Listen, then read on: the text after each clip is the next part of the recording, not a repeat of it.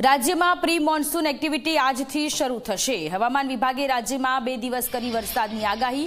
આજે કચ્છ, દ્વારકા, પોરબંદર, મોરબી અને રાજકોટમાં વરસાદની આગાહી વ્યક્ત કરી છે। આવતીકાલે બનાસકાંઠા, દાહોદ, મહીસાગર, અરવલ્લી અને કચ્છમાં વરસાદ પડી શકે છે। વેસ્ટર્ન ડિસ્ટર્બન્સ સક્રિય થતા વરસાદની શક્યતા છે।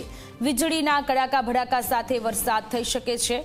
તો આજથી પ્રી મોન્સૂન એક્ટિવિટીની શરૂઆત ગુજરાતમાં 2 દિવસ વરસાદની આગાહી છે। માછીમારોને દરિયો ન ખેડવા માટેની પણ સૂચના આપવામાં આવી છે। વીજળીના કડાકા ભડાકા સાથે વરસાદ વરસી શકે છે। વેસ્ટર્ન ડિસ્ટર્બન્સ સક્રિય થતા વરસાદની સંભાવનાઓ વ્યક્ત કરવામાં આવી છે। હવામાન વિભાગની આ આગાહી છે।